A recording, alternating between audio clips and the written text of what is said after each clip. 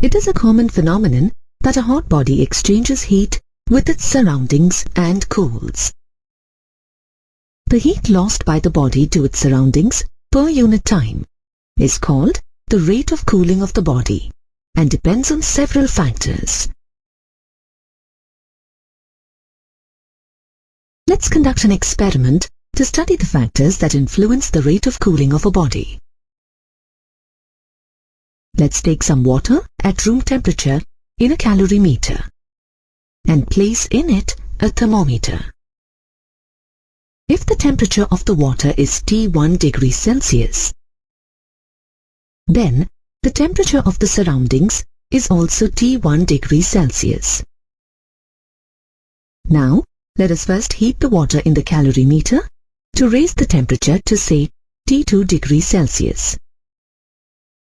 And then stop heating and allow the water in the calorimeter to cool.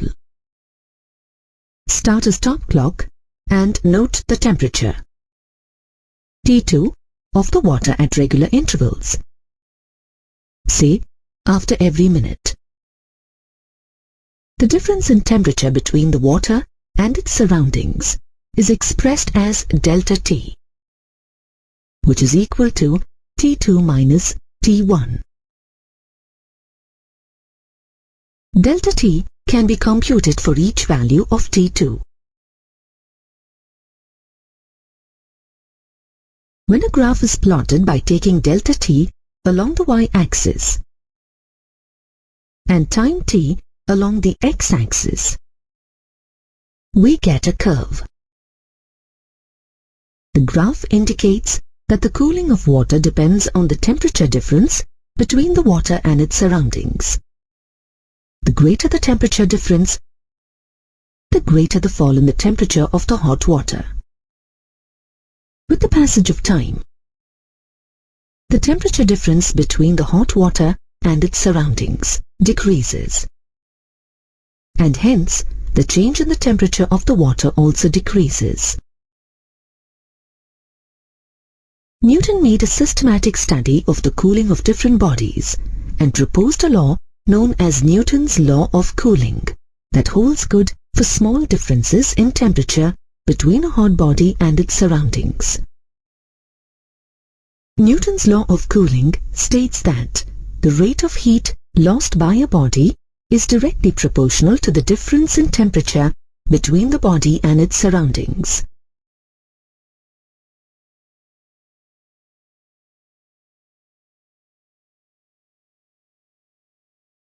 If a body is at a temperature T2 degrees Celsius and its surroundings are a temperature of T1 degrees Celsius, where T2 is greater than T1, then the rate of loss of heat is expressed as minus dQ by dt is proportional to T2 minus T1, or minus dQ by dt is equal to K into T2 minus T1.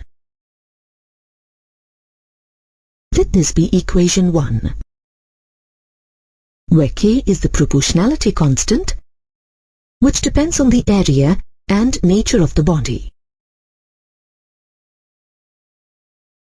Let the mass of the body be m, whose specific heat capacity is S, at an initial temperature T2, with its surroundings at a temperature T1.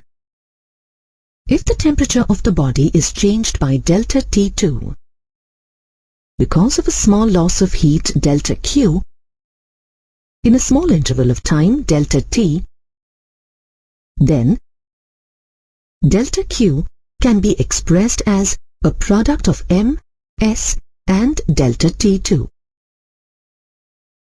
Then, the rate of heat loss is equal to delta Q by delta T equals to MS delta T2 by delta T. Let this be equation 2. But according to Newton's law of cooling, we have minus delta Q by delta T is equal to K into T2 minus T1. Let this be equation 3. Combining equations 2 and 3,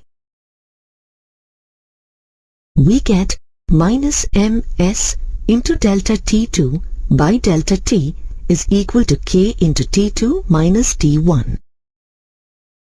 Or delta T2 by T2 minus T1 is equal to minus K by ms into delta T. Let this be equation 4. Taking limits on both sides, we get dt2 by T2 minus T1 is equal to minus K by ms into dt. On integrating this expression on both sides and simplifying, we get log to the base e T2 minus T1 is equal to minus K by ms into T plus C. Let this be equation 5. This can also be written as T2 minus T1 is equal to e to the power minus K by ms into T plus C, which is equal to e raised to the power C into e raised to the power minus K by ms into T. Let this be equation 6. If we define K equal to K by ms and C equal to e raised to the power C, then equation 6 becomes T2 minus T1 is equal to C into e to the power minus kt, or T2 is equal to T1 plus C into e to the power minus kt. Let this be equation 7. This equation can be used to calculate the time taken for a body to cool through a particular range of temperature. The law is applicable to small temperature differences. Even when the transfer of heat is due to a combined effect of conduction, convection, and radiation, the rate of cooling is proportional to the difference in temperature.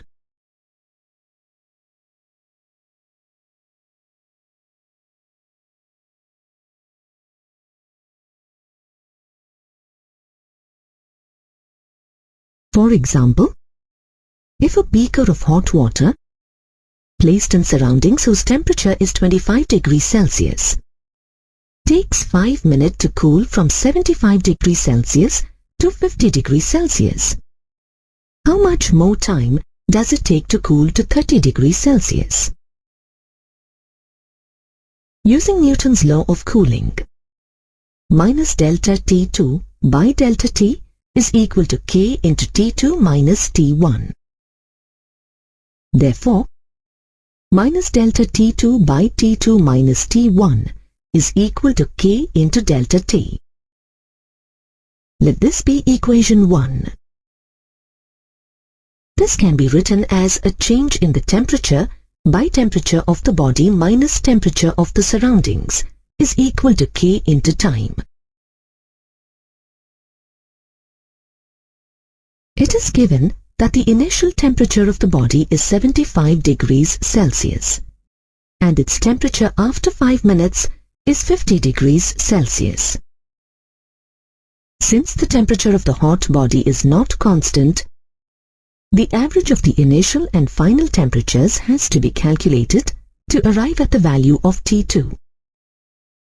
When the body is cooled from 75 degrees Celsius to 50 degrees Celsius in 5 minutes, the average temperature of the body is the average of 75 degrees Celsius and 50 degrees Celsius, which is equal to 62.5 degrees Celsius.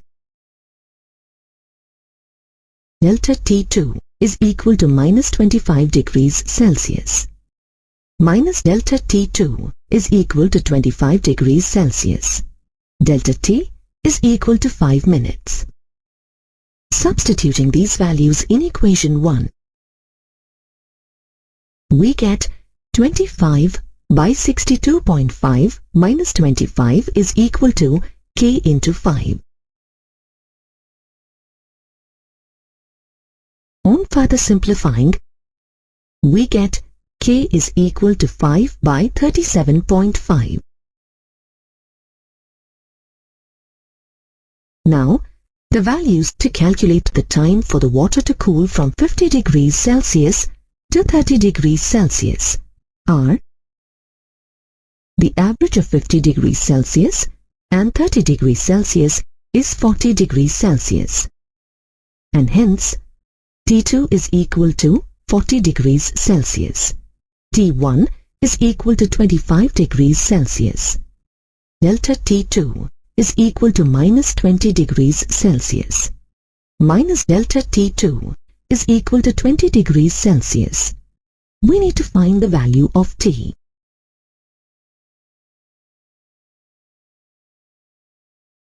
(20 by 40 minus 25 is equal to K into T. On further simplifying, we get T is equal to 4 by 3K. We know that K is equal to 5 by 37.5. Substituting the value of K,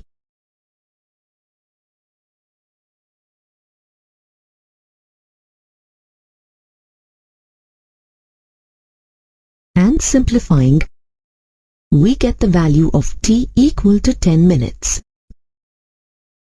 Therefore, it takes 10 minutes for the temperature of the water to fall from 50 degrees Celsius to 30 degrees Celsius.